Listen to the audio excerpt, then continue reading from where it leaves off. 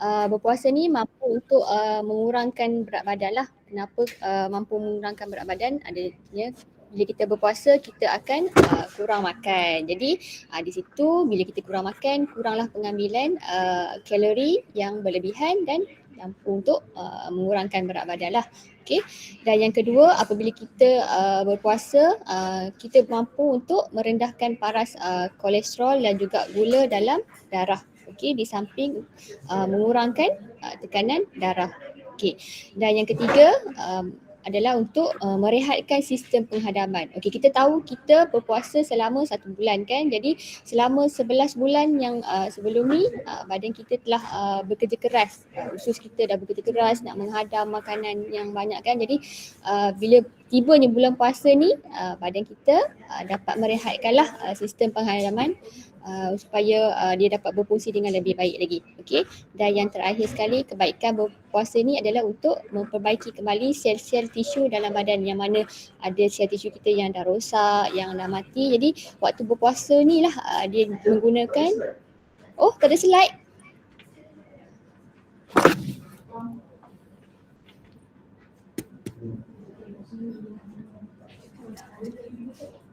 Oh ada. Ada.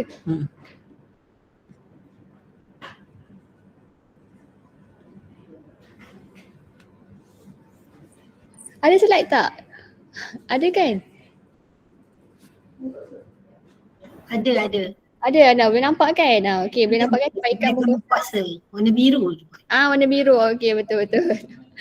Okey, itulah kebaikan tu berpuasa lah. Sebenarnya banyak lagi kebaikan yang lain tapi kita ambil beberapa kebaikan ketika berpuasa untuk tubuh badan kita lah. Okey. Okey, kita teruskan dengan tip pemakanan semasa berpuasa. Okey, yang pertama sekali adalah kita mestilah bersahur. Okey, kenapa kita kena bersahur ni? Siapa tahu? Ada siapa-siapa boleh tolong jawab tak? Kenapa kita kena bersahur ni? Penting ni. Gastrik. Nak apa? Tak gastrik. Dapat pahala.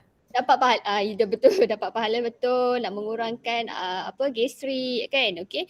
Bila kita bersahur ni, yang pertama sekali adalah untuk apa?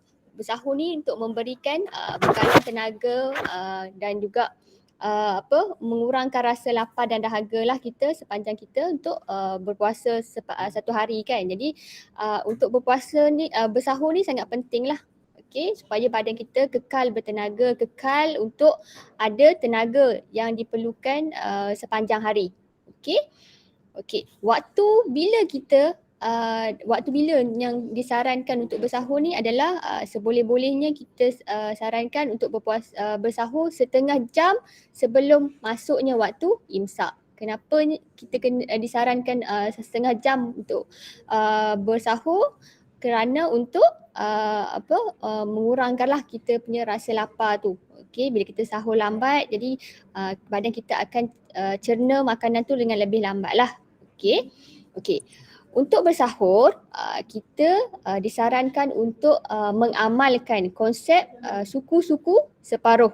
Okey, konsep suku-suku separuh ni dapat membantu kita untuk merancanglah pemakanan kita dengan lebih baik. Di mana semua tahu kan konsep suku-suku separuh ni, suku daripada yang pertama perlulah diisi dengan bijirin ataupun yang kita lebih tahu daripada karbohidrat lah. Okey, daripada kumpulan bijirin ni kita galakkan untuk semua peserta untuk mengambil bijirin yang berunsurkan serat yang tinggi. Contohnya macam bijirin oat, okey, roti penuh mil, beras perang. Okey, itu lebih baik kerana bijirin ataupun kandungan makanan berunsurkan karbohidrat yang berserat tinggi ni lebih baik kerana dia mempunyai serat yang tinggi. Jadi dia akan dicerna oleh badan dengan lebih lambat lah. Jadi bila dicerna oleh badan dengan lebih lambat, maksudnya kita akan kurang rasa lapar berbanding kalau kita makan makanan yang mudah dicerna oleh badan lah. Okey. Itu suku yang pertama lah, diisi oleh makanan yang berunsurkan daripada karbohidrat. Okey, untuk suku yang kedua pula adalah kita isi dengan makanan yang berunsurkan protein, ikan, ayam, okey, apa-apa yang berunsurkan protein kita isikan di bahagian suku separuh suku yang kedua. Okey, dan teruskan dengan bahagian yang kedua, bahagian yang seterusnya itu separuh lagi diisi dengan sayur-sayuran dan juga buah-buahan. Okey. Okey, di bawah tu kalau perasan yang warna merah tu, elakkan minum minuman yang berkafein dan makanan yang tinggi dengan garam. Okey, kenapa kita kena elakkan minuman yang berkafein dan makanan yang tinggi garam ni waktu bersahur ni? Ada yang boleh jawab tak? Sebab dahaga. Betul. Okey, bila kita ambil minuman yang berkafein, contohnya teh, kopi kan, waktu bersahur ni, okey, dia akan menyebabkan kita berisiko untuk kehilangan air dengan banyak sebab minuman berkafein dan juga makanan yang tinggi garam ni dia bersifat diuretik. Maksudnya kita akan kerap pergi ke tandas lah. Jadi bila kerap ke tandas, badan kita akan berisiko untuk dehidrasi waktu siang nantilah bila kita berpuasa kan. Okey, jadi tip yang pertama adalah kita perlu bersahur, dan waktu bersahur tu amalkan konsep suku-suku separuh dan elakkan minuman berkafein dan makanan yang tinggi garam lah ketika bersahur. Okey, itu yang pertama. Yang kedua, kawal pengambilan makanan dan juga minuman. Kurangkan makanan dan minuman yang berkalori tinggi ataupun manis. Okey, ini selalunya kita praktikkan apabila waktu berbuka. Okey, waktu berbuka ni memang kita risaulah. Sebab apa? Sebelum berbuka badan masih lagi slim, cantik lagi. Tapi selepas berbuka tu, tu dia. Badan jadi membesar. Sebab apa? Semua asyik nak makan je, kan? Okey, jadi di sini untuk waktu berbuka sebaik-baiknya kita kawal nafsu kita. Jangan makan berlebihan ketika berbuka lah. Okey. Okey, macam mana kita elakkan daripada kita makan berlebihan ketika berbuka puasa ni? Okey. Yang pertamanya adalah jangan makan gelojoh lah. Okey, waktu berbuka jangan makan gelojoh. Jangan rasa sedapnya nasi yang beli tadi, nasi yang kita masak ni kan. Makan dengan bersungguh-sungguh. Tidak. Okey, yang pertama sekali untuk elakkan daripada kita makan gelojoh ni adalah kita mulakan dulu dengan makanan yang ringkas terlebih dahulu. Maksudnya kita ambil makanan yang sedikit dahulu. Sebagai permulaan yang baiknya adalah kita mulakan dengan buah kurma dahulu. Kenapa kita mulakan dengan buah kurma? Ianya disebabkan oleh buah kurma ni dia mengandungi kandungan gula yang cepat dicerna oleh badan dan dia akan memberi tenaga yang instant, tenaga yang segera kepada badan kita. Okey, selain daripada buah kurma, okey, makanan yang ringkas ini, okey, yang memberi tenaga yang cepat, semua boleh ambil jugalah kuih muih lah, okey, tapi ambil dalam kuantiti yang sedikit saja. Okey, dan juga make sure waktu berbuka ini pastikan ambil segelas air kosong. Okey, dah berbuka dengan buah kurma, ada kuih sedikit, ada air, okey, pergi solat dahulu. Okey, solat maghrib dahulu. Okey, kenapa solat maghrib dahulu? Sebab untuk tip yang kedua iaitu kita perlu makan dengan apa? Makan dengan perlahan-lahan. Okey, bila kita solat dahulu maksudnya kita tak akan tergesa-gesa lah. Okey, makan dengan terlalu cepat, makan dengan terlalu gelojoh kan. Okey, jadi bila kita dah solat, perut kita pun dah terisi dengan sedikit makanan, maksudnya kita boleh makan dengan tenang lah orang kata. Okey, bila bertenang kita akan makan dengan perlahan, kunyah pun perlahan. Jadi kita tidak akan memberi satu orang cakap tekanan lah kepada badan kita untuk mencerna makanan. Okey.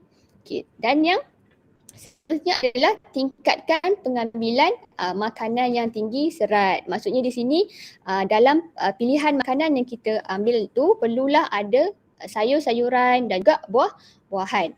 Okey, jangan ambil makanan yang cuma ada kandungan karbohidrat dan juga protein saja. Okey, pastikan dalam pemilihan makanan waktu berbuka tu ada pengambilan sayur-sayuran dan juga buah-buahan. Okey. Okey, ini adalah contoh lah. Contoh macam mana pinggan suku-suku separuh yang boleh kita amalkan lah. Okey. Kalau tuan-tuan perempuan semua boleh nampak, kita ada portion suku daripada pinggan tu adalah nasi. Okey. Lepas tu kita ada portion daripada protein dan juga ada sayur-sayuran. Okey, kalau nampak dalam gambar ni sayur-sayuran dia memang banyak lah. Okey, banyak berbanding dua lagi kumpulan makanan. Dan kita juga ada penambahan buah-buahan di situ. Okey. Dan ada 1 gelas air kosong. Jangan lupa air kosong ni, jangan lupa. Okey. Tadi kita juga ada tip yang kedua tadi, waktu berbuka kena kurangkan makanan yang tinggi kalori. Okey, makanan yang tinggi kalori ni makanan apa? Makanan yang berminyak, makanan yang manis, okey. Berapa lagi? Berlemak, itu perlu dikurangkan lah. Okey, kenapa? Sebab bila kita makan makanan yang tinggi kalori ni, dia akan menyebabkan risiko pengambilan tenaga yang berlebihan. Bila tenaga berlebihan waktu berbuka ni dan kita tidak gunakan nanti, dia akan menyebabkan badan kita akan cepat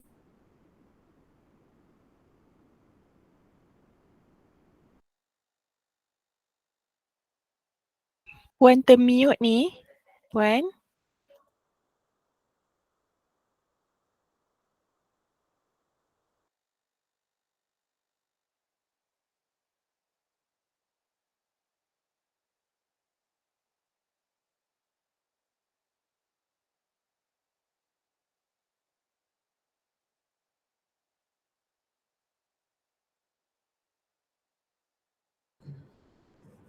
lama dah kita tengok. Okey.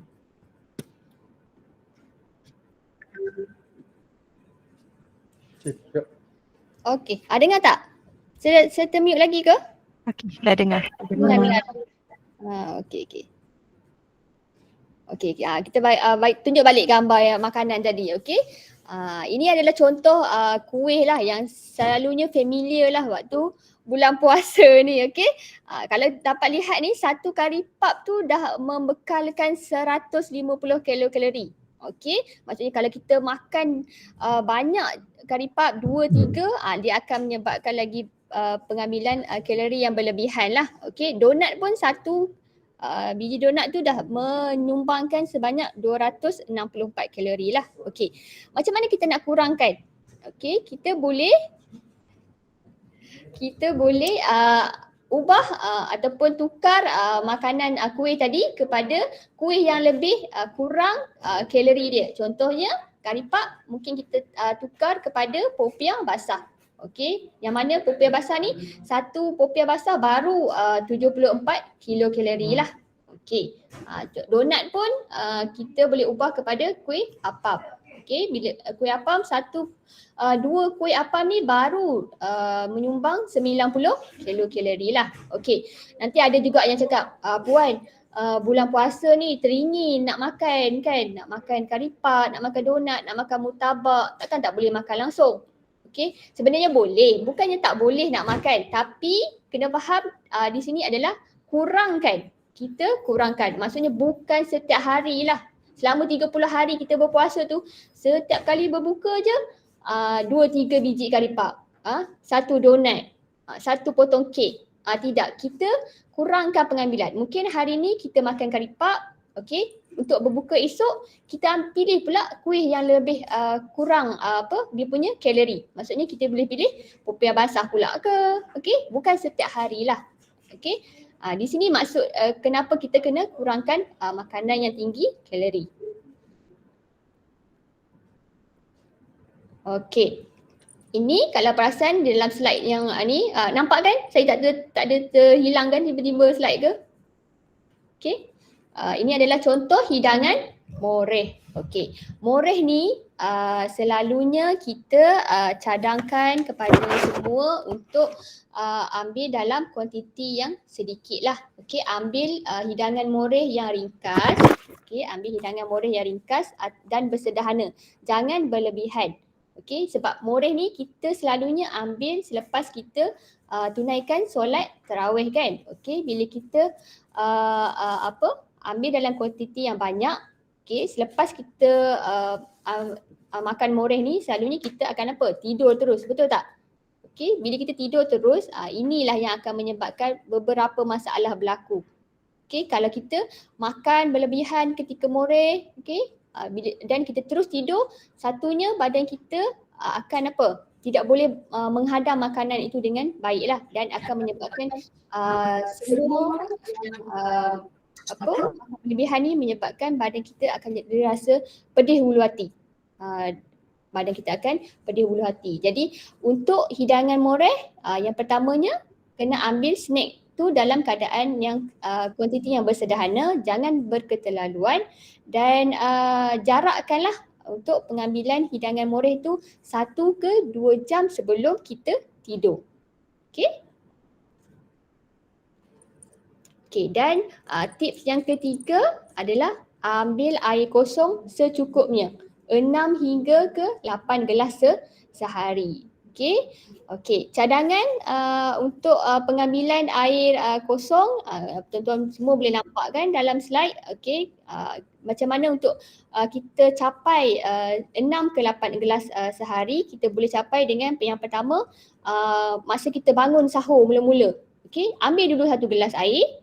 Okey, kita prepare dulu makanan kita, okey, prepare apa semua and then makan sahur. Selepas tu ambil 1 gelas lagi air, okey. Dan bila pula nak ambil ni? Jangan waktu pukul 12 tengah hari nak ambil 1 gelas air pula kan?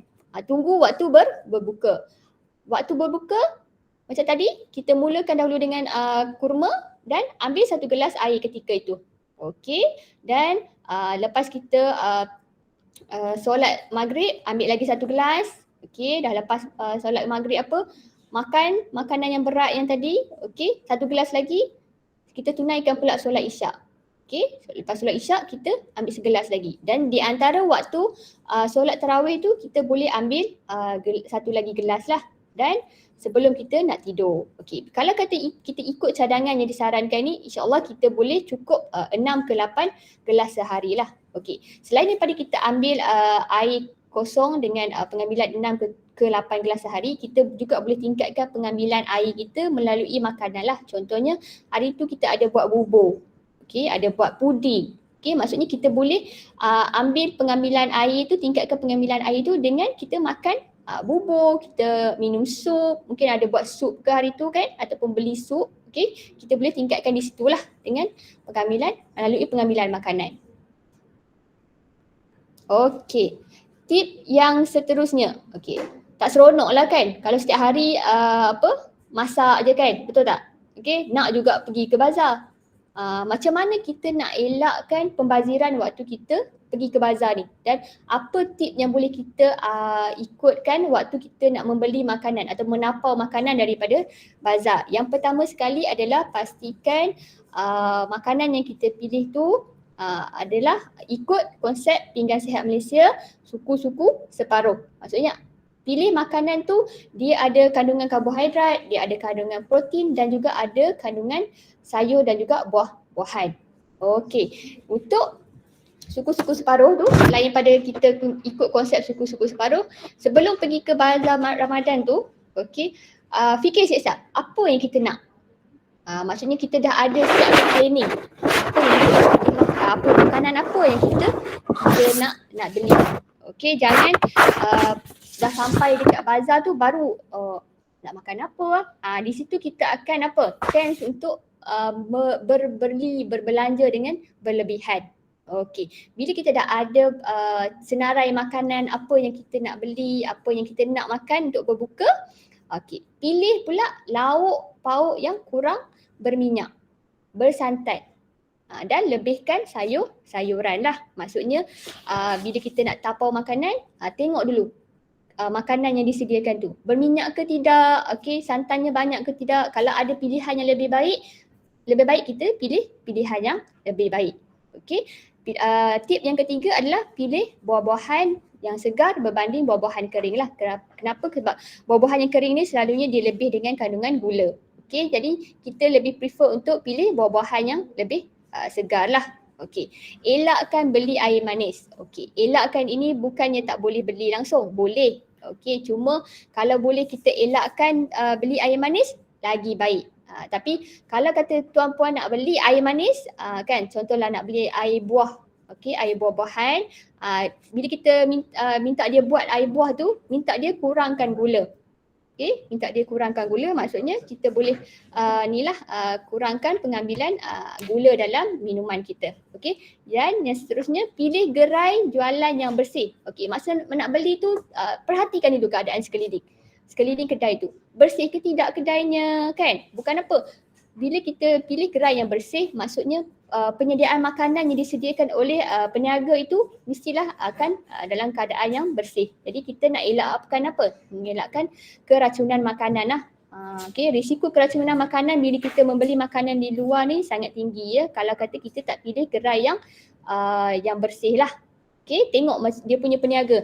Dia pun ada tak dia pakai sarung tangan, dia ada pakai apron ke tidak. Okay, di situ tip-tip yang boleh kita pilih lah semasa untuk kita nak tapau makanan.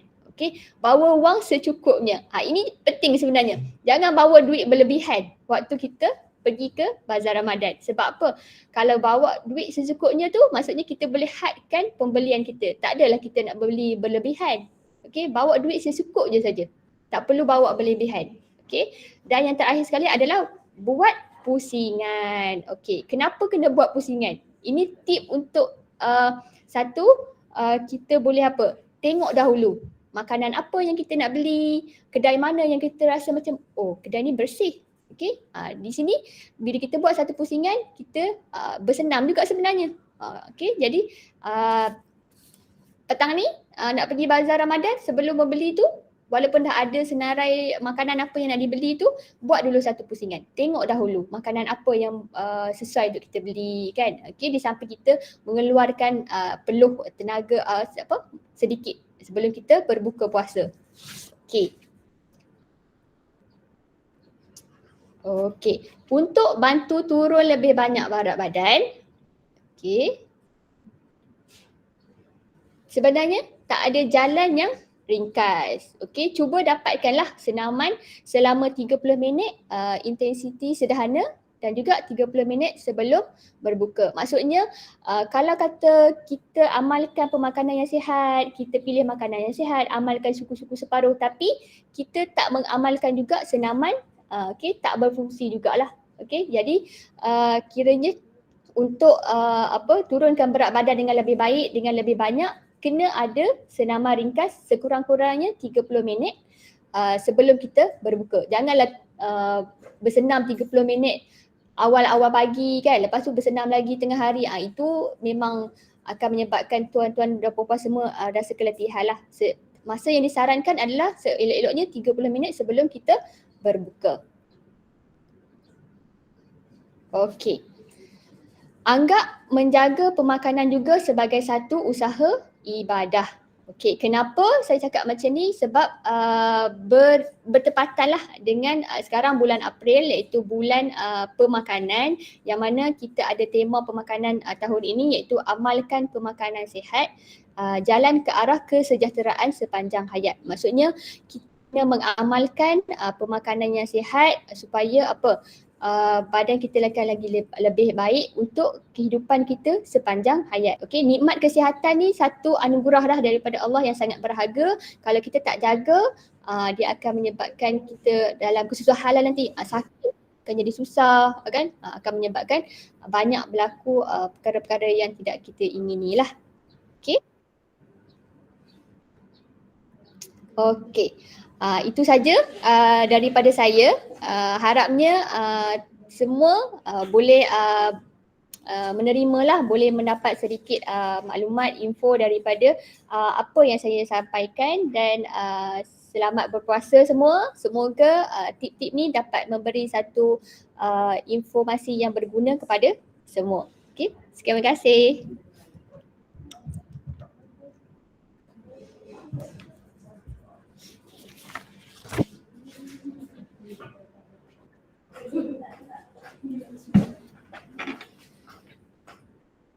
Terima kasih kepada Cik Munirah. Tanpa berlengah-lengah lagi, kita terus ke pembentangan kita yang kedua daripada Puan Nurizah, berkenaan tips senaman di bulan Ramadan. Sekiranya ada sebarang pertanyaan, boleh chat, type di chat box ya. So nanti kita akan bacakan di penghujung sesi sekiranya ada masa, dan kedatangan juga akan diberi pada penghujung sesi nanti. Okey, tanpa berlengah-lengah lagi, saya jemput Puan Nurizah lah untuk menyampaikan sesi beliau. Terima kasih.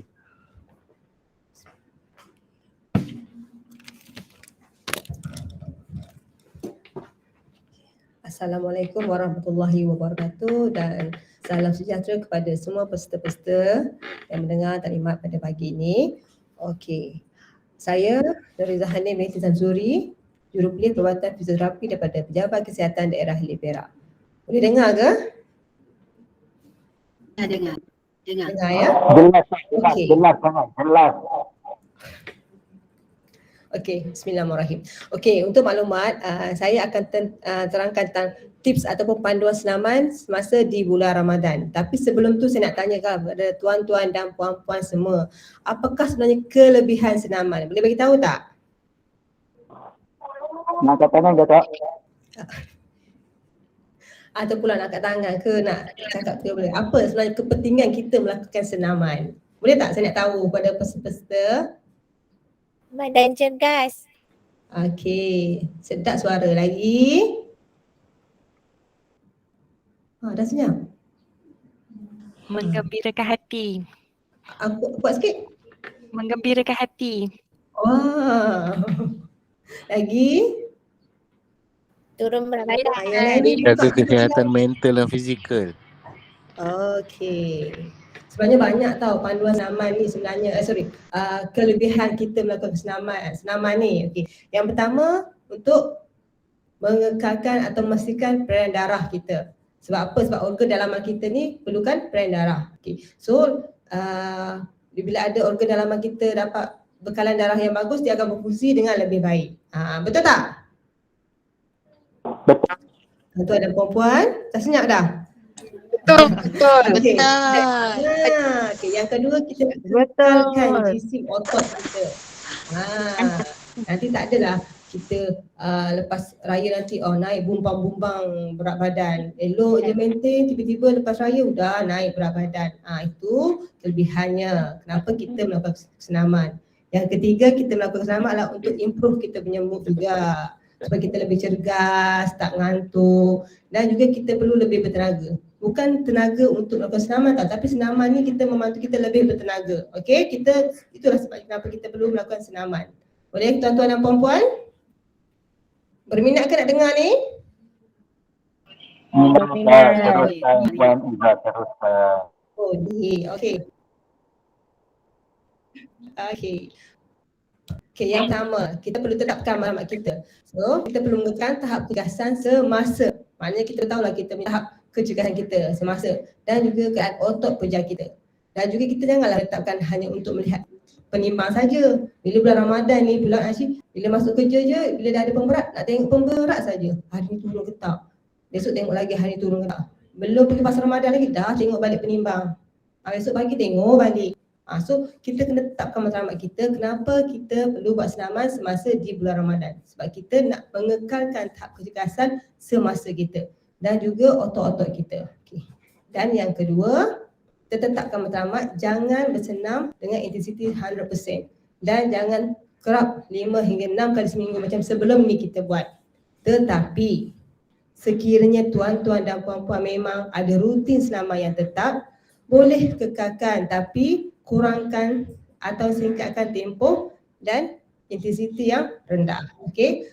Mungkin ada antara kita ni yang memang sebelum ni aktif buat senaman. So, dia bulan puasa ni nak continue. Boleh, tak ada masalah. Cuma tempoh lebih singkat dan intensiti yang rendah. Okey. Yang kedua. Okey, berapa banyak kali seminggu kita perlu bersenam semasa di bulan Ramadan. So, kita kena kurangkan tahap. Sebelum ni kita bersenam 5 hingga 6 sekali seminggu. So untuk bulan puasa ni kita minimumkan 3 hingga 4 kali seminggu dan buat berselang-selang, jangan direct. Istilahnya terabu. Okay, so kita berselang-selang hari ni buat, besok tak, hari ni buat, besok tak. Kita buat macam tu. Okay, 3 kali seminggu.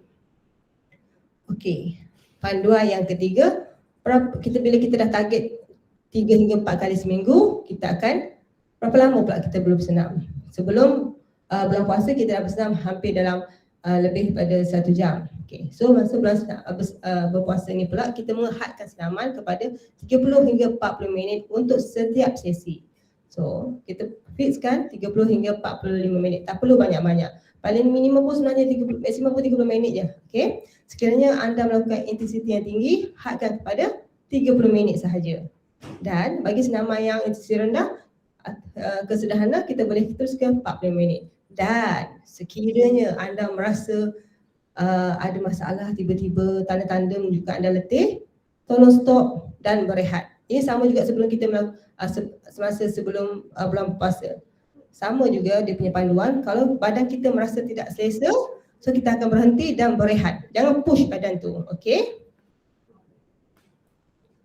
Okey, yang keempat, perlukah kita bersenam dengan kuat? Okey, untuk makluman, untuk bulan Ramadan kita kena kurangkan intensiti senaman sekurang-kurangnya hingga ke 50%. Macam mana kita nak kurangkan tu? Maksud 50% tu. Okey, kita boleh kekalkan senaman yang kita buat sebelum ni. Contohnya, kalau kita ada guna pemberat, kita dumbbell tu kita kurangkan daripada 3 kilo, 3 pound, tukar kepada 1,5 pound. Okey. Okey, dan lepas tu bilangan ulangan. Okey, sebelum ni kita buat ulangan 10 kali. So kita kurang kepada 5 kali saja ulangan, repetition dia. Okey, lepas tu set. Kadang-kadang kita buat 3 set. Okey, pagi, petang, malam. Kan selalu pun saya pun cakap dengan pesakit-pesakit pagi, petang, malam. So kita set tu kita kurangkan. Okey, half, 50%. Dan juga kita menambahkan masa rehat 60 hingga 30 saat. Okey. Masa rehat tu kena panjang lah. Kita build up balik kita punya tenaga. Okey. Okey, yang kelima. Okey, ini mesti tuan-tuan dan puan-puan tunggukan. Bila masa yang terbaik untuk bersenam? Sebab lepas berbuka je bertenaga. Betul tak? Hello? Betul. Semua puasa ya, tak bersenam ya. Ingat tenaga ya. Okey. Okey, bila masa yang sesuai terbaik untuk bersenam? Untuk maklumat tuan-tuan dan puan-puan. Okey, masa sebenarnya ni terpulang kepada individu tu sendiri. Okey. Kita ni bekerja, okey. Saya semua dalam ni bekerja. Serumah pun bekerja, okey. Student pun bekerja, memerah otak, okey. Sekarang ni tuan-tuan dan puan-puan boleh pilih mana masa yang sesuai untuk melakukan senaman. Dia ada sejam sebelum berbuka, ada juga teori ataupun info yang menyatakan selepas berbuka, sementara tunggu tarawih tu kan. Lepas tu ada juga mengatakan selepas sembahyang tarawih dan sebelum sahur. Okey, ini masa-masa ni ikut tuan-tuan dan puan-puan punya masa. Okey, ikut tuan-tuan dan puan-puan dan 30 minit saja masa yang boleh tuan-tuan dan puan-puan cuba buat untuk bersenam. Yang penting kita kekalkan bersenam pada waktu yang sesuai. Okey, ikut tuan-tuan dan puan-puan. Kadang-kadang yang sebelum sahur saya rasa susah kot, tapi kemungkinan besar student insya-Allah kot. Okey. So sejam sebelum berbuka ada info mengatakan siapa yang peserta atau nak melakukan senaman selepas berbuka, makan janganlah yang berat. Makan yang sikit lah, yang simple, yang boleh hadam. Lepas tu boleh buat senaman. Senaman pun sebenarnya bukan yang berat-berat. Okay. So ini ada panduan-panduan masa yang terbaik untuk bersenam. Sebenarnya ada 4 ya.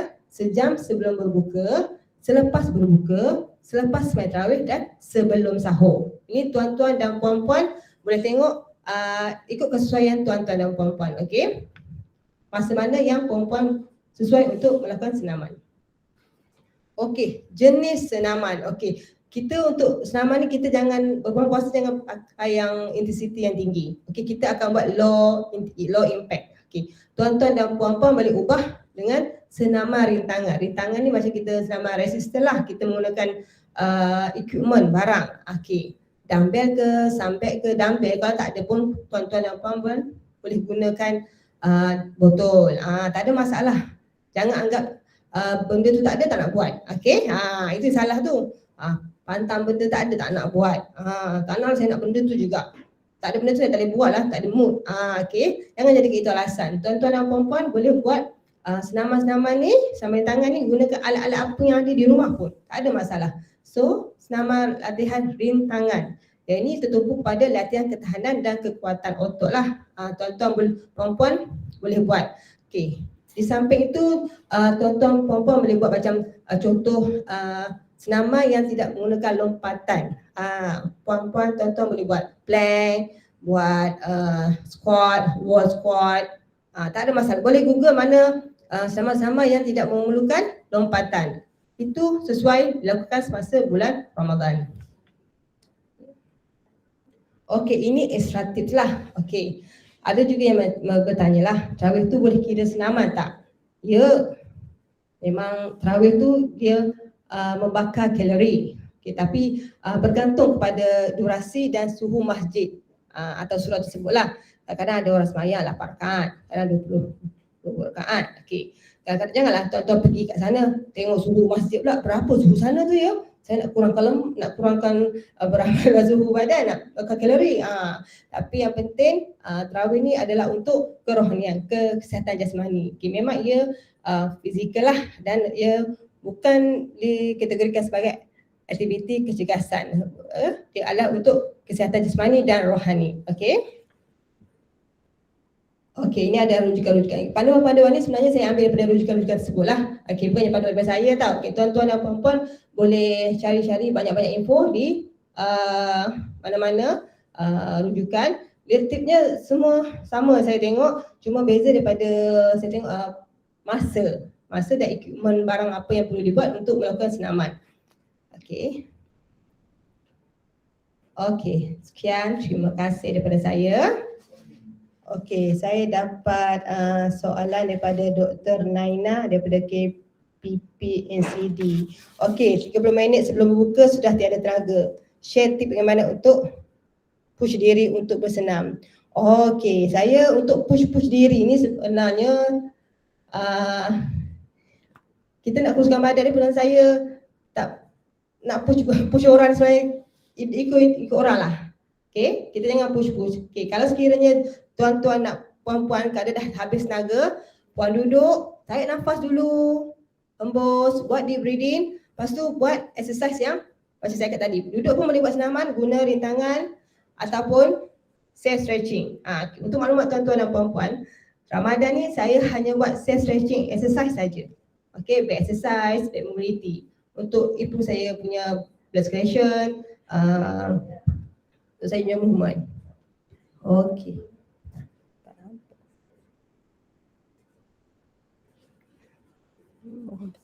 Apa kaitan suhu masjid? Okey. Ini okey, ada soalan juga dia tanya saya, apa kaitan suhu masjid dengan pembakaran kalori? Kalori ya. Okey, macam ni, macam kita dekat bilik yang beraircon lah, tiba-tiba panas aircon kan, keluar peluh kan. Dia macam tu lah. Kan suhu masjid ni dia faktor-faktor macam tu lah. Cuaca, cuaca macam kita kat luar pun, kalau sejuk pun, cuaca di luar, kalau suam-suam sejuk pun, kalori bakar lemak memang slow. Tapi kalau cuaca panas, suam-suam sikit, baguslah. Dia macam tu lah. Dia macam kalau kita buat aktiviti di luar pun, kalau sejuk, suam, cuaca, dikurang sikit. Tapi kalau kita push untuk buat senaman, dia akan bakar kalori. Okey, Puan Zubaidah. Puan, sorry, Assalamualaikum. Puan nak tanya, Dr. Norina, JKN Perak. Ya, Saya dapatkan rujukan yang Puan bagi tahu tadi bahawa pembakaran kalori berkaitan dengan suhu. Sebab setahu saya bila kata cuaca panas or whatever, dia bukan berkait dengan kalori. Dia cuma dari segi yang keluar tersebut adalah peluh yang terhasil, tapi bukan pembakaran kalori. Okey. Ini saya dapat daripada, ni minta maaf doktor ya. Ini pun tip daripada Zahri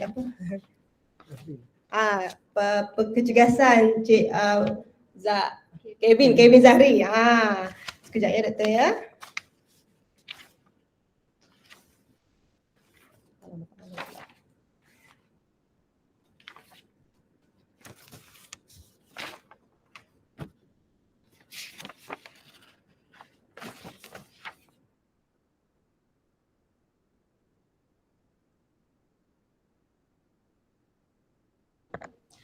Tak apa Puan, mungkin kita teruskan nanti kemudian lah mungkin kemudian untuk yang tu. Terima kasih kepada info-info daripada tentang panduan ni. Semula boleh?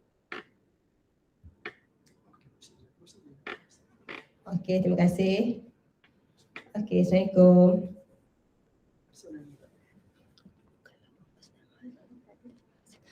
Okey, ada senaman daripada Puan Maimunah Muhammad Isa. Kalau mau buat senaman berapa kejangka masa? Okey, tadi saya terangkan tadi minimum 30, maksimum 40 minit. Tapi yang penting jangan buat high intensity, buat low intensity. Dan senaman ikut kemampuan tuan-tuan dan puan. Jangan push sebenarnya, jangan push. Kalau tuan-tuan push, puan-puan tak ada mood sebenarnya. Okey, tolong jangan push. Buat senaman ikut kemampuan tuan-tuan dan puan-puan. Untuk bulan Ramadan ni 30 hingga 40 minit saja. Minimum 30 minit sahaja.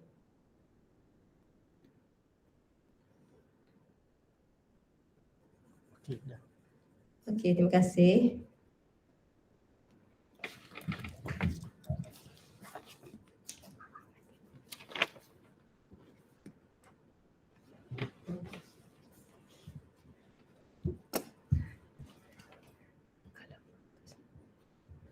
Terima kasih kepada Puan Nuriza. Ada beberapa soalan yang tergantung tadi. Nanti Puan Nuriza akan rujuk semula kepada rujukan beliau dan pihak kami akan memberi maklum balas dalam kehadiran yang akan diberi pada penghujung sesi ini. Sekiranya ada pertanyaan yang lain boleh terus cek di chat box.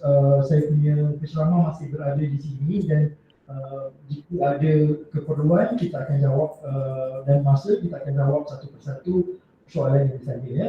Okey, tanpa beri-beri lagi saya jemput penceramah berikutnya daripada bahagian farmasi. Kita akan tanya dia akan mengenai produk pelansingan lah. So kita ada banyak produk pelansingan. Kita akan bincangkan apa produk pelansingan ini dan apa kesannya jika diambil ketika bulan Ramadan nanti.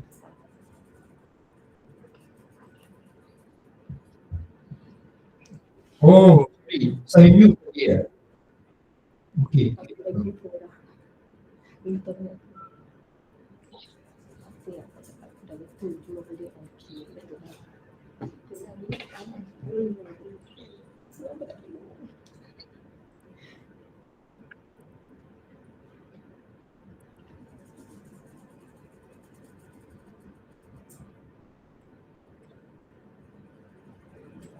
Apa slide ni?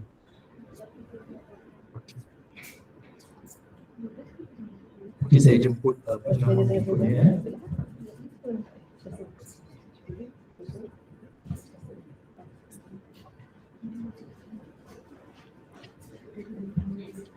Assalamualaikum dan salam sejahtera. Saya Sabri Zakaria, pegawai farmasi dari Klinik Kesihatan Teluk Intan lah. So untuk topik saya adalah berkaitan dengan suplemen dan pil langsing. Tapi sebenarnya tajuk ni adalah general lah, tak semestinya dia fokus pada bulan Ramadan lah. Sebab untuk program Trim and Fit ni banyak macam kita kata nak menurunkan berat badan secara cepat. So biasanya pengaruh suplemen dan pil langsing ni lah yang menjadi isu. So topik saya pada hari ini adalah bagaimana ubat dikawal, ciri-ciri ubat berdaftar, isu dan cabaran serta kawalan iklan lah. Okay, secara generalnya ubat adalah bahan yang digunakan untuk mencegah, mengawal atau merawat penyakit. Okay, bagaimanakah ubat-ubatan ini dikawal di Malaysia? So semua ubat perlu berdaftar dengan pihak berkuasa kawalan dadah Kementerian Kesihatan Malaysia sebelum dipasarkan. Dan bahagian Regulatory Farmasi Negara iaitu NPRA bertindak sebagai sekretariat kepada PBKD ini dan ubat berdaftar ni dianalisis dan diuji dari aspek safety, kualiti dan efekasi lah. So ada dua ciri ubat berdaftar iaitu produk berdaftar akan diberikan nombor MAL dan juga mempunyai hologram Pharmatech. So kita akan tengok satu-satu ya.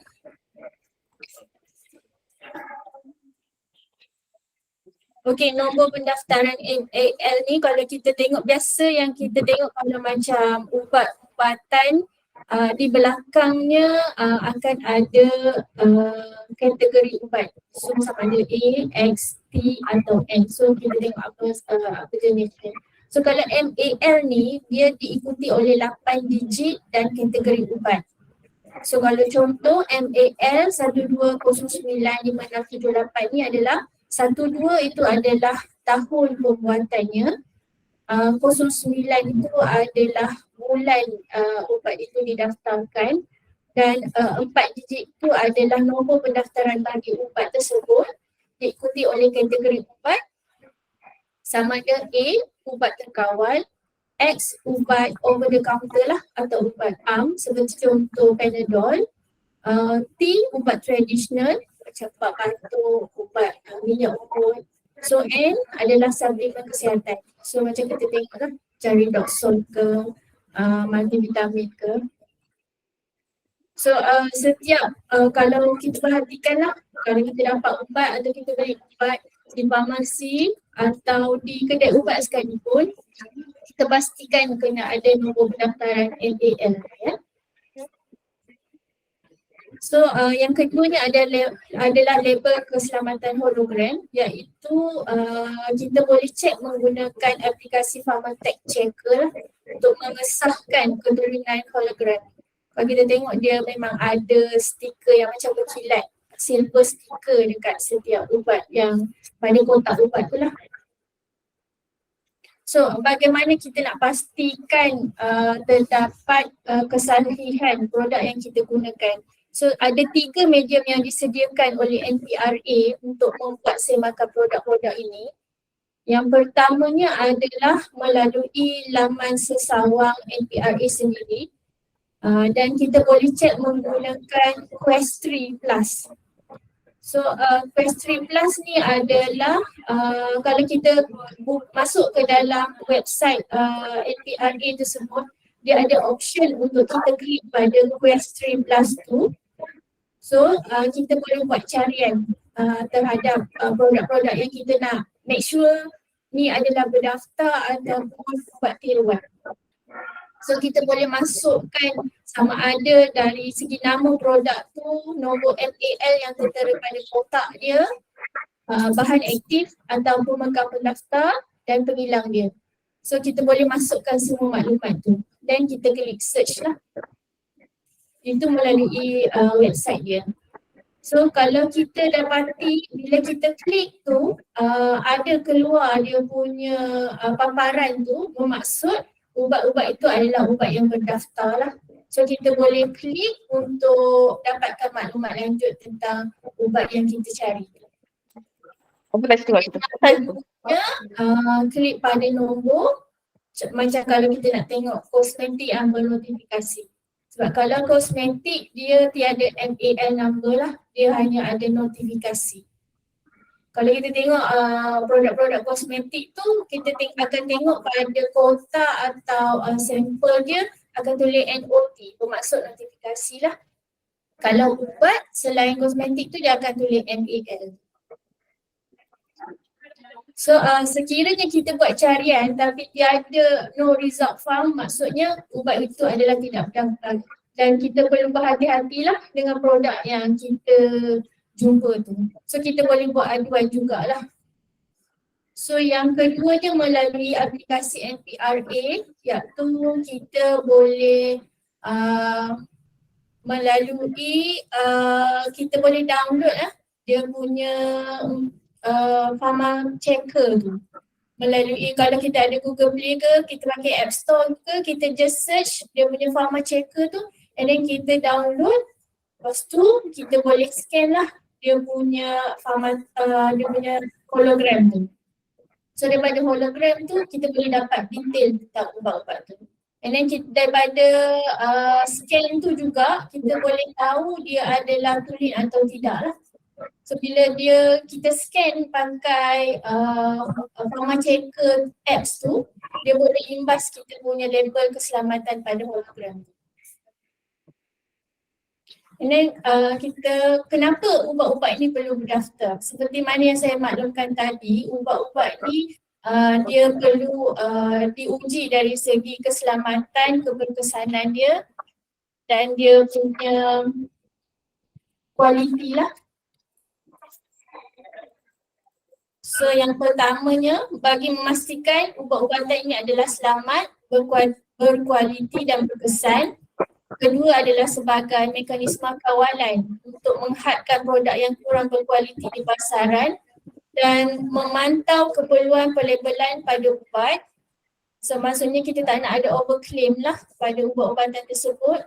Memastikan pengguna mendapat maklumat yang cukup dan lengkap dan memudahkan proses panggil balik produk recall lah sekiranya ada masalah di pasaran. So produk yang berdaftar adalah dipastikan dari segi keselamatan, kualiti dan keberkesanannya. So kita tengok yang pertama adalah dari segi keselamatan. Produk ini bebas daripada mikroorganisma, telah menjalani ujian had logam berat dan tidak mengandungi racun berjadual. Iaitu macam untuk ubat tradisional dan kosmetik ni, sekiranya dia berdaftar, dia tak boleh ada ubat yang dari dalam racun berjadual. Nanti kita tengok apa contoh untuk produk tradisional atau suplemen yang ada racun berjadualnya.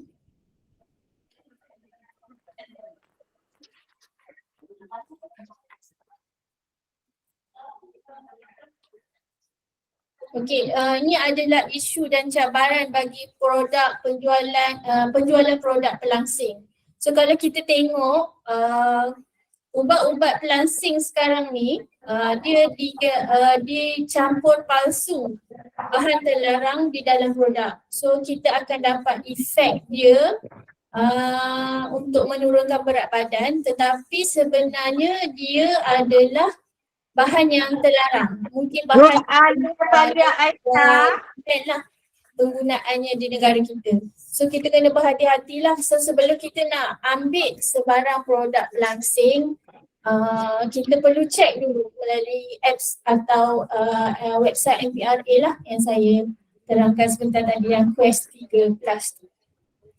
So campur palsu bahan terlarang, penyalahgunaan ubat-ubatan untuk tujuan mengurangkan berat badan dan produk kesihatan atau suplemen yang mempunyai tuntutan untuk menguruskan badan. So kita tengok pertama adalah campur palsu ada dalam pernah dengar kan sebelum ni?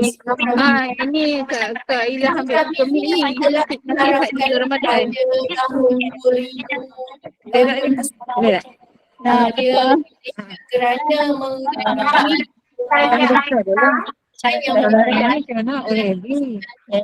Minta maaf ya, minta maaf. Kita tak dengar apa mentang suara orang lain. Selera makan. Dia adalah ubat terkawal lah. Maksudnya kalau kita jumpa doktor, tak payah doktor. dia untuk rawatan, untuk Saudah Baharudin tu daripada PKP mana ya? Tolong you, terima kasih. saya cakap, walaupun kita puasa ataupun tak puasa, senaman tu penting untuk maintainkan kita punya aliran darah. Dan pada produk ini telah ditarik balik lah status pendaftaran dia pada tahun 2010 kerana kesan serius terhadap sistem kardiovaskular. Dia menyebabkan fungsi jantung kita terjejas dan boleh menyebabkan stroke lah. So ubat ni yang biasa dicampur palsu di dalam ubat pelangsing yang tidak berdaftar. So ini adalah contoh artikel yang menunjukkan sibutramine market dan pasaran pada tahun 2010. So kalau kita tengok, ini adalah contoh-contoh ubat yang dicampur palsu dengan sibutramine. So kalau kita tengok, kita pernah tak terjumpa benda ni di pasaran, atau pernah tak kita atau ahli keluarga kita, kawan-kawan kita yang pernah terbeli benda-benda ni. So di dalam dia adalah mengandungi sibutramine lah. So ini adalah senarai produk dia. Kalau kita tengok nama-nama dia macam biasa je kan, suplemen ni, acai berry, ikan haruan. Tapi sebenarnya benda ni telah dicampur pasukan dengan sibutramine. So contoh kedua adalah Kintok ni. Kintok ni biasa famous jugalah satu masa dulu. Body trims. So ini lebih kepada suplemen lah sebenarnya. So ini mengandungi sibutramine. So ubat-ubat ni sebenarnya adalah tidak berdaftar. So ini adalah contoh seterusnya.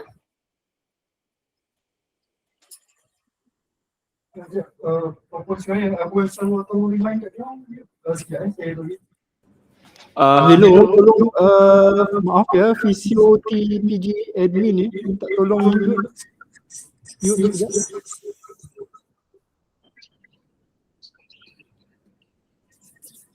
Hairul.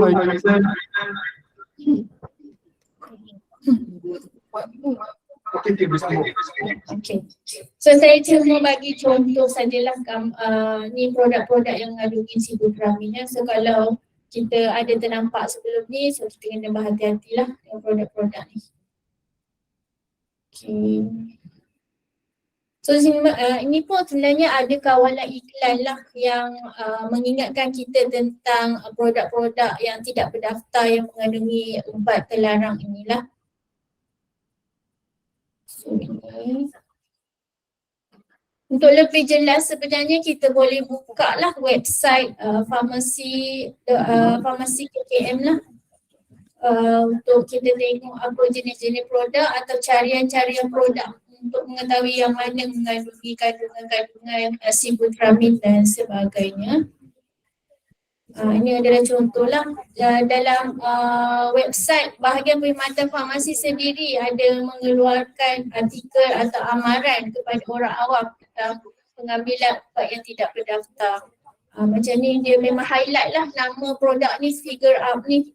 So memang biasanya produk-produk tidak berdaftar ni dia mempengaruhi pengguna dengan testimoni. So dia akan tunjukkan testimoni yang mana keberkesanan kepada penggunanya. Sebenarnya kalau kita tengok produk suplemen ni, testimoni ni adalah kajian yang paling lemah kerana dia tidak boleh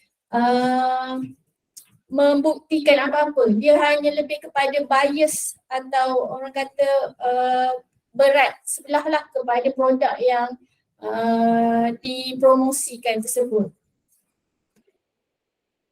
So ini sebenarnya adalah kesan sibutramine ya, kesan sampingan sibutramine. So kita akan ada masalah sembelit, sakit kepala. So kita sukar tidur, dia lebih kepada jantung, masalah jantung.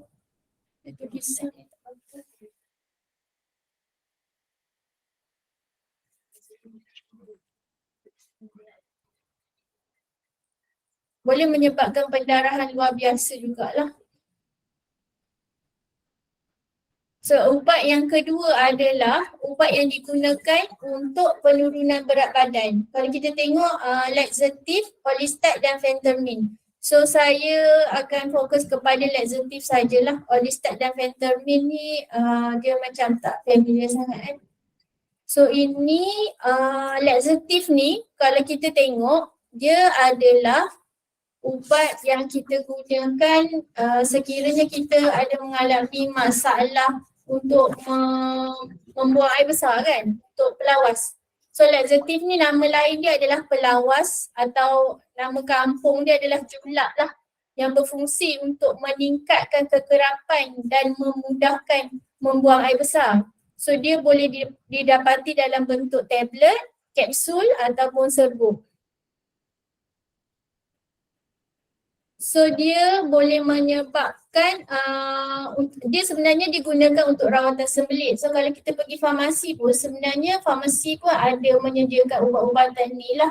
Tapi untuk penyalahgunaan tu dia akan digunakan dalam kadar atau kekerapan yang berlebihan.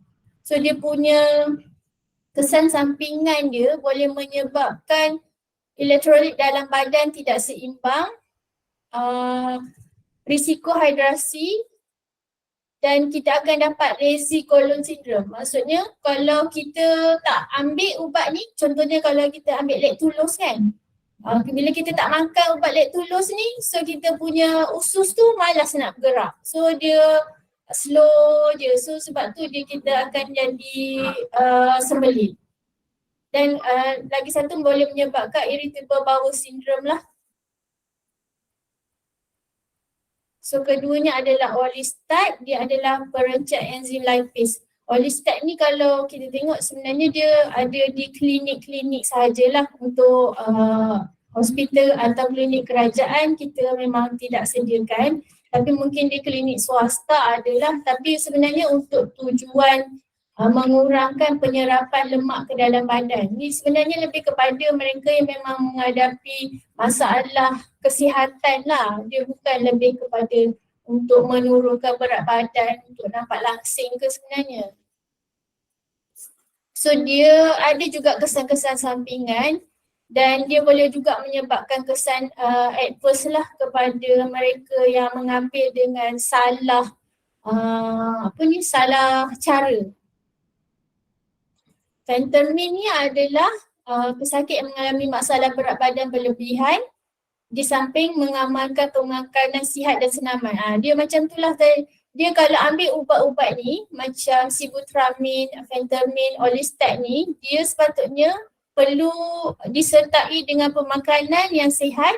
Macam Cik Munirah cakap tadi, suku-suku separuh, dan perlu ada senaman. Senaman yang mengikut kemampuan kita lah. Ikut intensiti badan kita.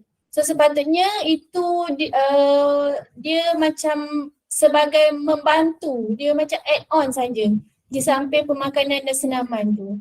Itu untuk penurunan berat badan yang bagus lah. Tapi bila kita macam nak cepat turun berat badan, so kita selalu ambil jalan ringkas. Kita straight je ambil ubat ni, tak ikut dia punya arahan, tak ikut dia punya nasihat-nasihat pemakanan dia. Phentermine ni dia boleh mengurangkan selera makan lah. So selain itu dia juga ada kesan sampingan dia. So kalau kita ambil secara berlebihan, dia boleh menyebabkan loyak atau muntah lah, cirit birit dan dehidrasi ya. So ini adalah produk yang ada tuntutan mengurangkan berat badan. Kalau kita tengok Garcinia cambogia ni adalah asam keping. Asam keping yang kita biasa tengok dalam masakan kita lah. So tapi dia sering dicampur dalam suplemen atau minuman kerana dikatakan boleh mengurangkan selera makan dan menurunkan berat badan. So kalau ikut kajian klinikal sebenarnya dia tak ada pun kesan yang menunjukkan penurunan berat badan secara signifikan. So kita akan makan ni kita rasa macam nak turunkan berat badan kan. Tapi sebenarnya kesan sampingan dia kita boleh menjadi dehydration juga. Macam kita ada rasa pening, sakit perut, cirit birit sebab dia kan jenis asam kan. So dia boleh mengganggu kita punya sistem penghadaman lah. Dan yang teruknya dia boleh menyebabkan kerosakan dan kegagalan pada sistem hati kita. So ini untuk long term kalau kita berterusan mengambil suplemen-suplemen yang ada campuran macam ni. So tapi kan Garcinia cambogia ni atau asam keping ni dia ada sendiri interaksi dia. So kalau kita memang ada on insulin atau apa-apa suplemen yang macam ambil ferrous, ubat tahan sakit, ubat statin, ubat kolesterol, ubat cair darah, warfarin yang ada masalah jantung. So dia ada interaksi dengan ubat-ubat ni. So kita perlu berhati-hatilah sebelum kita ambil sebarang. Yang keduanya acai berry. Yang acai berry ni dia sering dicampurkan dalam produk-produk suplemen pemakanan lah. Macam dia untuk mengurangkan juga berat badan, tapi sebenarnya dari segi klinikal punya kajian dia memang tak ada bukti saintifik lah untuk penurunan berat badan. So kat Malaysia, Achaberi ni dalam bentuk dos ubat didaftarkan sebagai suplemen kesihatan hanya bagi tujuan penjagaan kesihatan secara umum sahaja. Dia tak fokus nak bagi tahu kata memang bagus untuk penurunan berat badan lah. Sebab kuantiti yang digunakan sebenarnya dalam suplemen tu sebenarnya adalah sedikit sahaja. Ni Yohimbin ni lebih kepada produk traditional China lah. So tapi ini adalah lebih kepada traditional medicine yang mereka gunakan untuk spesifiknya kepada lelaki lah yang ada mengalami masalah. So yang ini pun dikatakan boleh mengurangkan berat badan kerana dia boleh menyebabkan penceraian lemak dalam bentuk yang lebih ringkas kan. Tapi seperti yang kita maklum juga dalam bukti kajian klinikal dia tak ada tidak konklusif dan tidak konsisten lah dia punya kesan dia tu. Dan di Malaysia tiada produk yang mengandungi Yohimbin yang didaftarkan lah. So setakat ini Yohimbin dia juga mempunyai interaksi dan kesan sampingan. So kalau kita tengok ubat-ubat yang ada kesan sampingan ni dia banyak lebih kepada macam berkait dengan kita punya jantung. So kita akan rasa berdebar. Lepas tu dia akan menyebabkan kita punya sistem central nervous system kita lah, mulut kering. Lepas tu ada masalah pening lah, sakit kepala yang kuat. Dan dia juga ada interaksi-interaksi dia dengan ubat-ubatan yang lain lah. So dari segi kualiti kalau kita tengok kenapa ubat-ubat ni perlu berdaftar, sebab dia adalah sebelum ubat-ubat itu didaftarkan pihak NPRA sendiri akan memastikan kilang-kilang ini yang diberi lesen dia telah mempunyai sijil amalan pergilangan yang baiklah, good manufacturing practice. So pihak NPRA akan pergi ke premis-premis pengilangan untuk memastikan tahap kualiti pembuatan ubat-ubatan tersebut. So kalau kita tengok contoh dekat sini, ini adalah contoh peralatan yang tidak mematuhi GMP lah. So ini adalah kilang haram lah yang beroperasi secara haram. So ini juga pernahlah di bahagian enforcement lah, penguatkuasaan farmasi yang akan pergi ke premis-premis macam ni untuk melihat keadaan sebenar. So kalau kita tengok gambar-gambar yang macam ni memang sebenarnya adalah realiti. Sama macam kalau kita tengok restoran-restoran yang beroperasi lebih masa, dia memang sangat kotor kan. Dia macam tidak terkawal. So ini adalah contoh peralatan yang mereka gunakan dan tempat simpanan juga pernah diserbu oleh cawangan penguatkuasaan farmasi. So inilah dia punya situasi dia. So dengan keadaan yang bersempah, bercampur dengan barang-barang yang tiba-tiba ada ni bulu ayam apa semua, lepas tu nak campur untuk buat ubat semua. So memang kalau kita tengok kan tempat dia ni memang tak mematuhi langsung lah. So kalau kita pun kita rasa macam tak tergamak pun nak makan ubat-ubatan tu kan.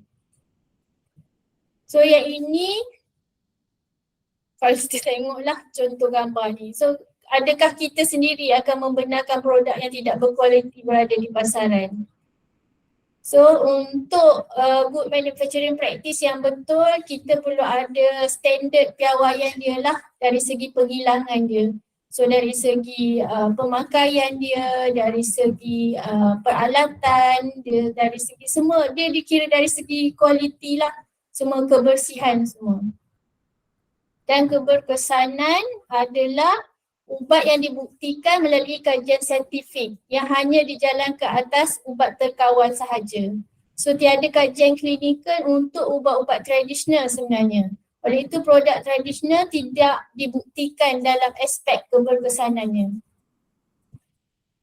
So sebelum itu ini untuk kawalan iklan lah. Pastikan kita semak sebelum kita membelilah ubat-ubatan terutamanya iklan yang berada di internet. So sekarang ni iklan ubat-ubatan ni berada di hujung jari kita je. Kita boleh search, kita boleh dapatkan semua info. Tapi info tu sama ada betul atau tidak bergantung pada kita untuk membuat semakan dia melalui website tadilah Quest3 Plus dengan Pharma Checker tadi. So kita boleh check sebenarnya. Kita tak salah kalau kita nak tengok iklan-iklan ubat yang ada di internet atau di media sosial. Tapi kalau kita nak guna benda tu, pastikan kita semak dahululah dia punya pendaftaran dia. Itu yang lebih penting lah. So ini adalah 20 penyakit yang tidak boleh diiklankan sebenarnya. Dia adalah melanggar akta lah pengiklanan. So kalau kita tengok ada juga ubat-ubatan suplemen atau pil pelangsing ini yang mempunyai overclaim terhadap produk-produk tersebut. So kalau kita tengok apa yang iklan-iklan ini sebenarnya memang tak boleh diiklankan lah. So ini adalah take home message. Pastikan ubat dibeli dari premis yang berlesen dan boleh dipercayai. Tak salah sebenarnya kalau kita beli dekat Guardian ke Watson ke, sebab mereka juga ada piawaian tertentu lah untuk menentukan keberkesanan produk tu. Tapi kita perlu pastikan ubat yang kita tengok tu kita check dulu. So kalau dekat pasar malam atau ubat-ubat tepi jalan ni, dah sah-sah dia memang selalunya memang ubat yang tidak berdaftar lah. So yang ni memang ada tindakan lah daripada pihak penguatkuasaan farmasi. Mereka ada rutin juga untuk turun padang, untuk pergi ke pasar-pasar malam, tempat tepi-tepi jalan yang ada jual produk-produk macam ni lah. So ingat ya, jangan beli ubat di tepi jalan atau di pasar-pasar malam lah. Macam ni pasar malam. Kita tengok macam pasar pagi ke pasar tani pun kadang-kadang ada jugalah yang jual kat situ kan. Kita boleh tengok, tapi kalau kita nak guna, kita pastikan dulu dia punya pendaftaran produk tu. So jangan mudah terpengaruh lah dengan iklan-iklan di internet. So dia akan, sebenarnya iklan-iklan dekat internet ni dia lebih kepada macam ada daya tarikan dia lah dari segi warna, dari segi testimoni tu. So bagi yang sangat orang kata yang sangat desperate untuk menurunkan berat badan, dia suka kepada perkara-perkara yang macam ni. So kalau boleh macam yang Cik Munirah dengan Puan Nuriza cakap tadi, tiada jalan ringkas atau tiada jalan mudah sebenarnya untuk kurus serta-merta. So kita perlu melalui step-step pemakanan, senaman. Kalau perlu ambil produk-produk tambahan, suplemen tambahan pun perlu mengikut dia punya peraturan dia lah.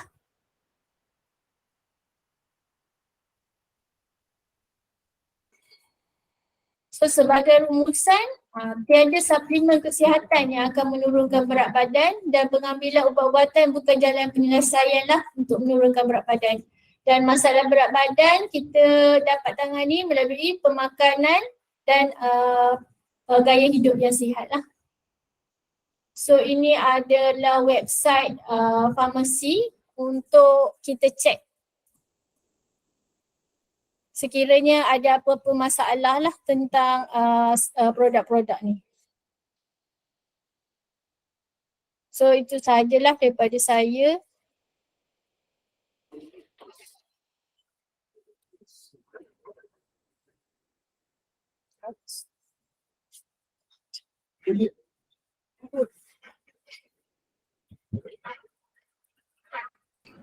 Okey, terima kasih kepada terima kasih. Jadi kita sudah sampai di sesi yang terakhir. Saya akan minta beberapa soalan yang kita tanya tadi untuk ahli panel kita jawab dan clarify balik information. Sementara tu boleh isi borang kehadiran. Saya akan generate QR code dan juga link ada di chat box. Okey, sementara tu Puan Nuriza akan menjawab soalan yang ditanya sebelum ini ya. Okey, kita jemput sikit lagi.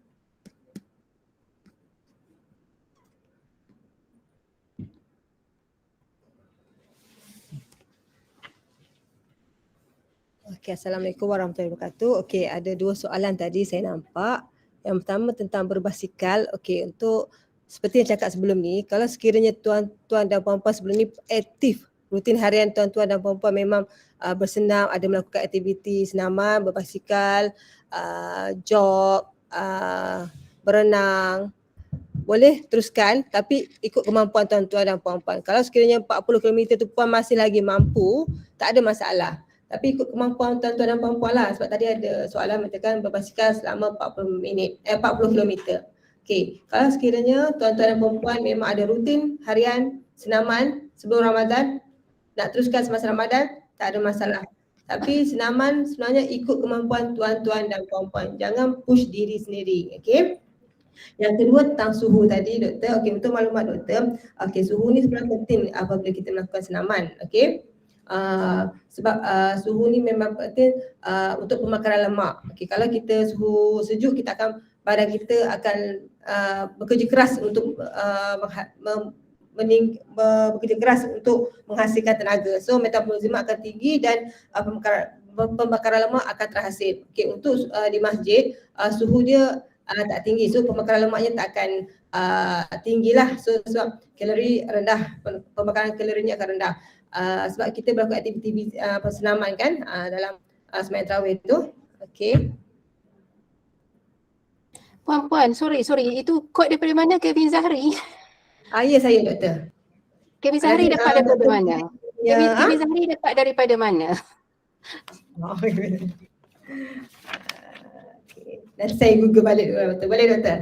Bukan, sebab ini first time saya dengar dia berkaitan dengan suhu. Jadi kalau sebab kita rasanya di luar Perak pun orang dengar lah benda ni.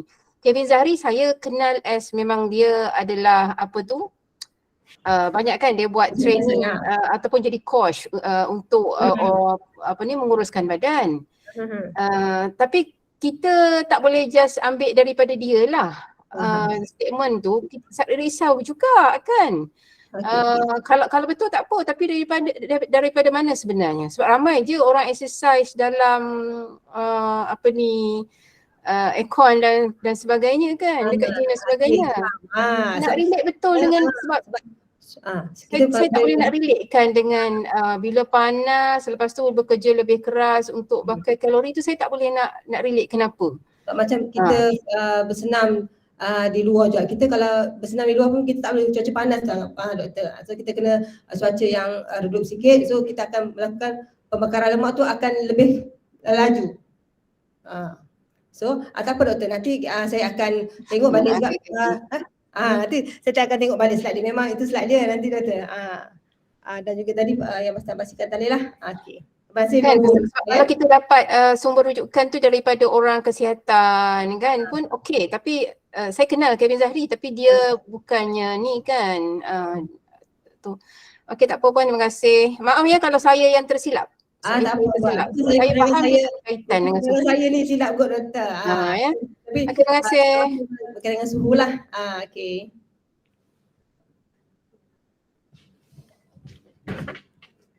Okay, ada soalan untuk Puan Salwa. So kita minta Puan Salwa untuk jawab ya. Okay, untuk soalan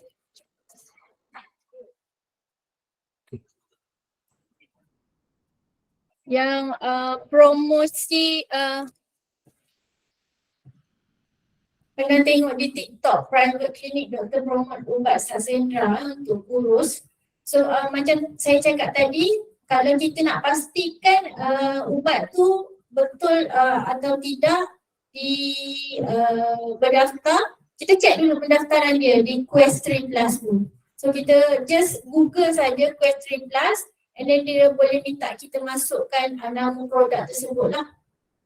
Kita masuk, kita cek dulu dia punya kalau kita search dia ada keluar nama produk tersebut, maksudnya dia berdaftar. So bila dia berdaftar, dia selamat untuk kita gunakan. Bila kita gunakan tapi kita perlu patuhlah kepada cara penggunaan ubat tersebut. So macam biasanya kalau ubat ni untuk kita beli daripada klinik yang contoh private klinik lah, dia akan ada promosi ubat tersebut. So dia mungkin ada kesan dia tapi dia perlu follow dengan itulah makanan seimbang dan juga lambat. Dia mungkin ada membantu juga tapi yang pertama sekali kita perlu check dulu dia punya pendaftaran produk tersebut. Di Quest 3 Plus pula, cik boleh tengok sendirilah, boleh check sendiri. Cuba Google Quest 3 Plus tu nanti bila kita buka dia boleh masukkan product name atau product registration number yang ada pada produk tersebut. Check, boleh check tengok.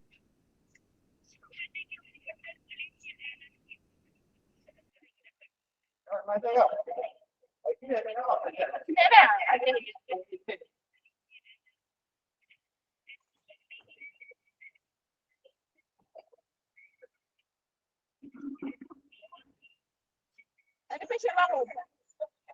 Semua orang tidak.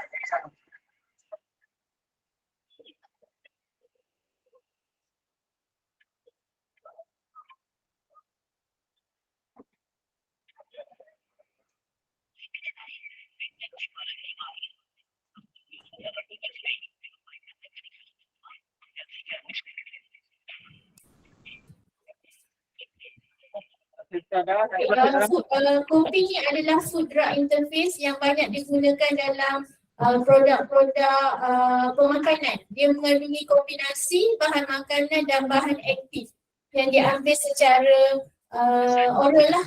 Dia suka diklasifikasikan sama ada dia kategori ubat atau anda makanan sebab dia boleh wujud dalam bentuk serbuk, cecair ataupun kapsul, tablet yang kita boleh kunyah.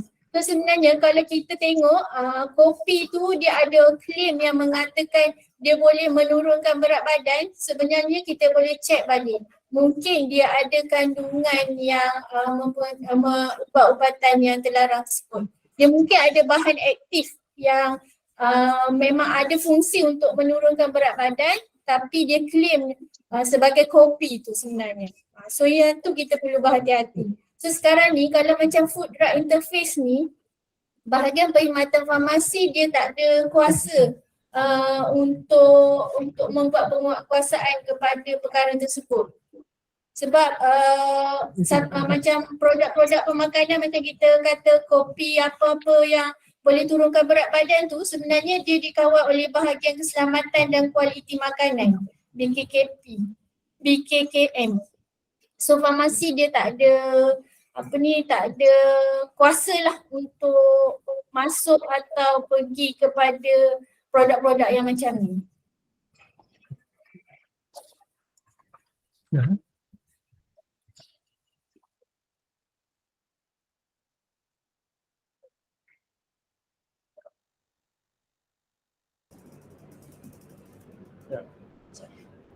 Soalan.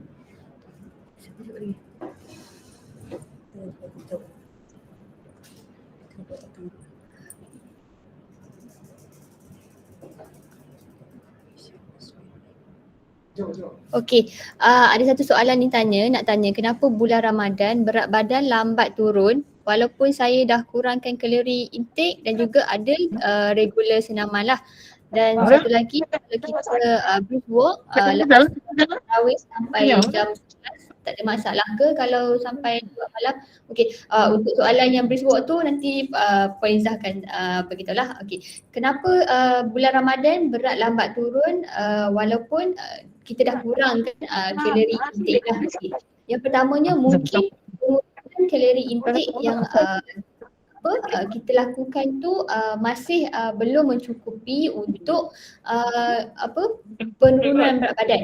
Okey, contohnya lah sepatutnya kita punya kalori intake 1600 contohnya. Tapi setiap hari sebelum ni kita ambil lebih pada 1600. Okey. Jadi kalau bila kita kurangkan 1600 daripada yang kita selalu ambil, contohnya biasa kita ambil 1800. Okey, tapi kita kurangkan jadi 1,000, dalam 500 je, 1,700 saja kan, macam tu. Okey, tapi sedangkan badan kita cuma perlukan sedikit saja daripada kalori yang kita nak diperlukan tu. Jadi di situ maksudnya pengurangan kalori tu masih belum mencukupi untuk kurangkan berat badan kita. Dan metabolism kita waktu bulan puasa ni dia lebih rendah berbanding metabolism waktu kita bukan berpuasa kan. Jadi di situ dia akan lambat sedikitlah untuk proses pencernaan makanan. Okey, dan kalau kata kita senaman pun bukan yang walaupun regular tapi senaman tu masih lagi senaman yang tidak memecahkan kalori yang berlebihan tu, dia akan lambatlah turun berat badan tu. Tapi tak perlu risau, berat turun lambat pun tak apa, janji dia ada penurunan. Yang kita risaunya kalau kata dalam bulan puasa ni turun terlalu mendadak. Itu yang kita risau. Kalau kata berat badan turun tapi secara perlahan, itu adalah petanda yang baik. Maksudnya kita telah melakukan satu perkara yang baik sebab berat badan kita menurun. Dia tidak menurun dalam keadaan yang terlalu cepat. Okey, itu untuk soalan dia lah. Okey.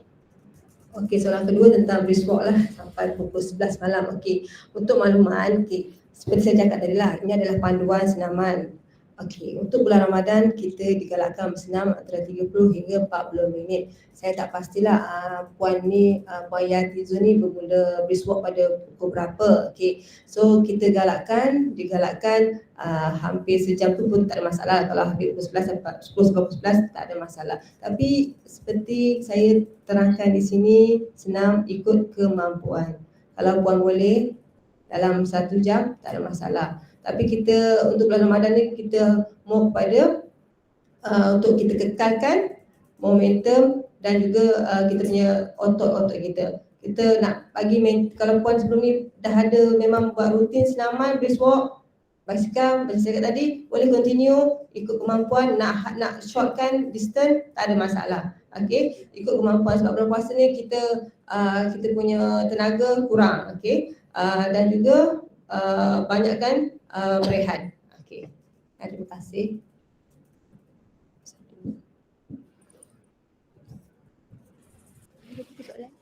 Ada.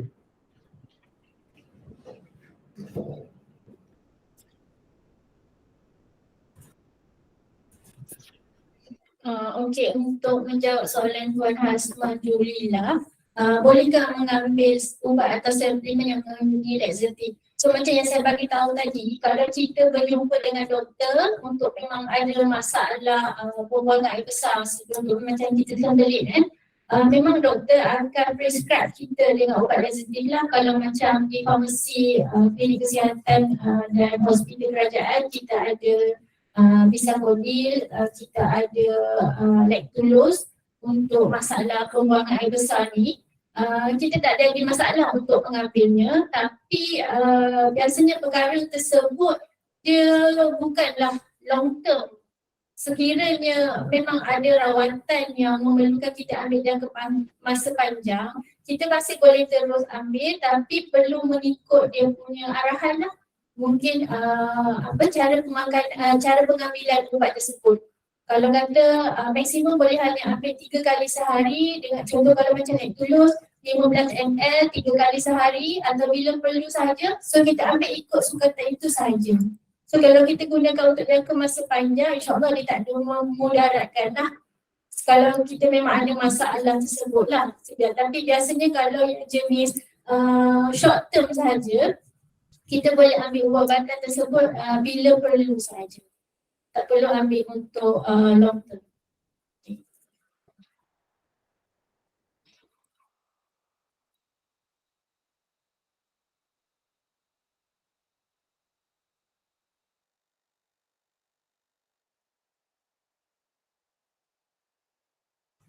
Okey, saya rasa semua persoalan dah terjawab. Mungkin ada beberapa perkara yang kita tak sure tadi, kita akan rujuk semula menggunakan evidence based dan cuba come out with jawapan yang lebih tempat. Saya rasa sekarang jam telah menunjukkan 11.36. Tadi bilangan audiens tertinggi tadi kita hampir mencecah 350 orang lah keseluruhan audiens, ada yang daripada Perak, ada yang daripada luar Perak. So terima kasih yang menyertai program kita pada pagi ini. Harap kita ada mendapat manfaat lah daripada perkongsian yang telah diberikan oleh semua penceramah kita pada pagi ini. So insyaAllah kita akan adakan sesi-sesi lain di waktu yang akan datang. So jangan lupa untuk isi kehadiran ya. Ada kehadiran ni adalah berbeza dengan kehadiran sebelum ini. Isi klik form tu, Google Form tu, dan QR code e-cert akan di-generatekan daripada pengisian borang kehadiran ini. Dan insyaAllah kita akan kongsikan bahan pendidikan dan juga video sekiranya available nantilah selepas proses editing. Okey, terima kasih semua. Assalamualaikum warahmatullahi wabarakatuh dan terima kasih, selamat berpuasa.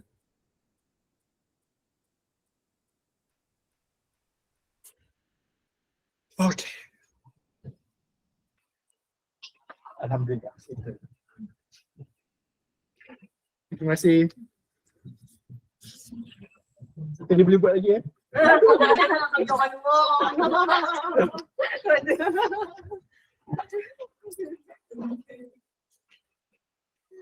Dia kalau macam information, kita tak boleh code macam individu macam tu lah. Kalau code, kita code daripada guideline, code daripada kajian. Ya, betul tu Dr. Firdaus. Betul. Okey, terima kasih, bye.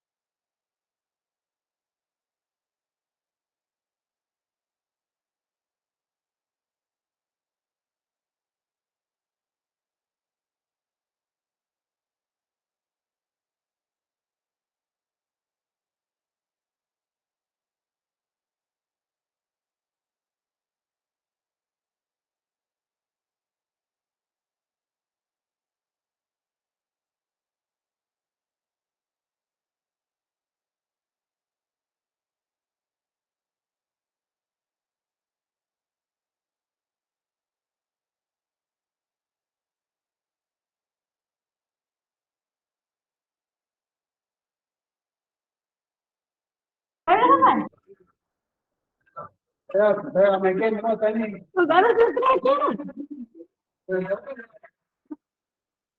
Dah habis lah. Kita nak call tadi main game.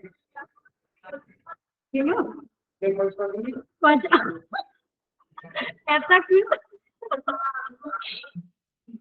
Di mana? Ya.